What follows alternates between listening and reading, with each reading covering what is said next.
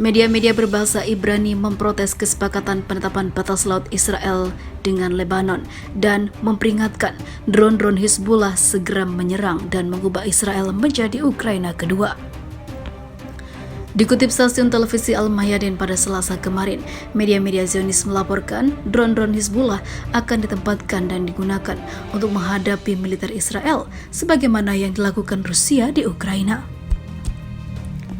Jenderal Amir Afifi, salah satu komandan pasukan cadangan Israel, adalah salah satu yang menentang kesepakatan penetapan garis batas laut dengan Lebanon. Dan menurutnya, keputusan Tel Aviv menyepakati garis batas itu membuktikan kelemahan dan kekalahan.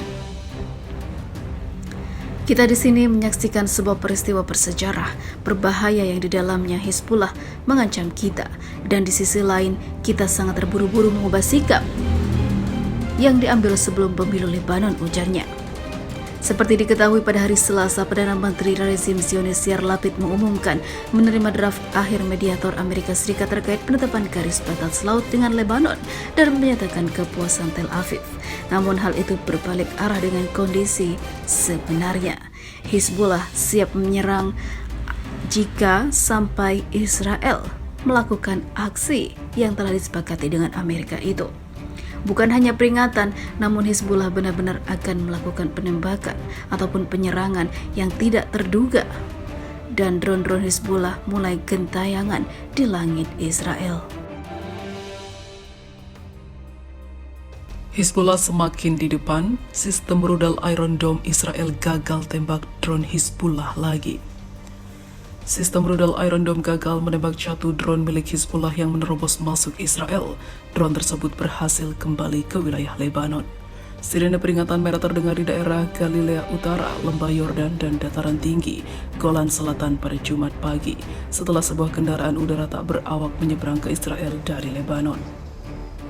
Setidaknya 2 putaran sirene peringatan merah diaktifkan di utara pertama kali dalam beberapa bulan. IDF seperti dikutip dari Yerusalem Post pada Sabtu mengkonfirmasi bahwa drone Hizbullah telah berhasil kembali ke wilayah udara Lebanon dan gagal dijatuhkan oleh Iron Dome. Penduduk di daerah itu melaporkan mendengar ledakan setelah alarm putaran kedua. Layanan penyelamatan Magen David Adom mengatakan bahwa tidak ada korban setelah peringatan tersebut, dan IDF mengatakan bahwa hal itu membuat khawatir banyak orang di Israel. Kemudian Hizbullah melaporkan bahwa UAV-nya telah melakukan misi pengintaian yang sukses dan telah menghabiskan 40 menit di wilayah Israel, terbang sekitar 70 km tanpa terganggu. Sebagai tanggapan, IDF mengirim jet untuk terbang rendah di atas Beirut. Insiden itu terjadi saat Kepala Staf IDF Letnan Jenderal Afif Kohafi berada di Singapura.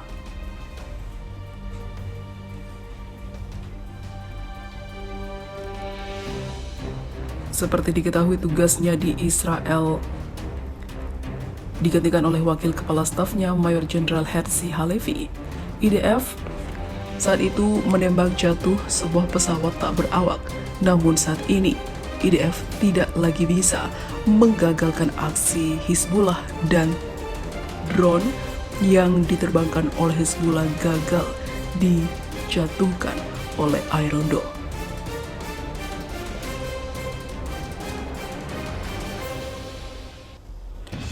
Sementara itu, Hizbullah mengatakan kami telah memproduksi drone di Lebanon untuk waktu yang lama dan siapapun yang ingin membelinya ajukan pesanan, katanya dalam pidato.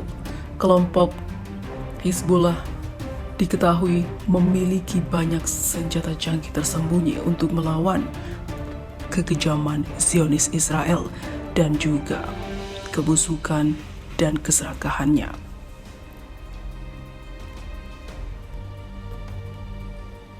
Menurut laporan baru-baru ini oleh Pusat Penelitian ALMA, Hizbullah memiliki sekitar 2.000 kendaraan udara tak berawak, banyak di antaranya UAV canggih dari Iran dan lainnya diproduksi secara independen oleh kelompok tersebut. Hal ini tidak bisa dianggap remeh oleh Zionis. Komandan Tinggi Militer Iran Brigadir Jenderal Kiomars Heidari mengatakan Iran telah mengembangkan pesawat tak berawak atau drone jarak jauh yang dirancang khusus untuk menargetkan kota-kota Israel seperti Tel Aviv dan Haifa. Komandan pasukan darat tentara Iran membuat pernyataan di tengah meningkatnya ketegangan antara Iran dan Israel. Heydari mengatakan drone Arash 2 merupakan versi terbaru dari Arash 1. Armada ini adalah penerbang unik yang telah dikembangkan untuk tujuan menghancurkan Israel. Dia juga menyatakan pesawat tak berawak itu telah diserahkan kepada pasukan darat dan kemampuannya akan dipamerkan dalam latihan militer di masa depan. Menurut Heydari, Arash 2 memiliki kemampuan yang juga unik dan dapat pulih beberapa kali hingga mencapai target. Dia menekankan bahwa mereka menunggu perintah untuk menggunakannya suatu hari nanti. Salah satu fitur utama Arash 2 adalah kemampuan pengintai dan mampu mengenai tempat yang persis sama dengan rudal balistik THAAD. Penambahan armada itu melengkapi kemampuan militer Iran yang sudah memiliki drone strategis dalam jangkauan yang berbeda, termasuk dalam jangkauan 2000 km serta rudal strategis. Heydari menjelaskan, dikutip dari Anadolu Agency, tentara angkatan darat adalah kekuatan terbesar, paling lengkap dan paling beragam dalam hal teknologi dan peralatan. Dia menyinggung keberadaan kekuatan helikopter yang tidak tertandingi, mengenai kerjasama antara tentara dan Korps Pengawal Revolusi Islam atau IRGC. Pejabat militer itu mengatakan kedua kekuatan itu saling melengkapi, keduanya diakui sebagai bekerja dalam sinergi. Pernyataan itu muncul di tengah meningkatnya ketegangan antara dua musuh regional lama dengan serangan sabotase rahasia di dalam Iran dan intensifikasi serangan Israel terhadap kelompok-kelompok yang didukung Iran di Suriah.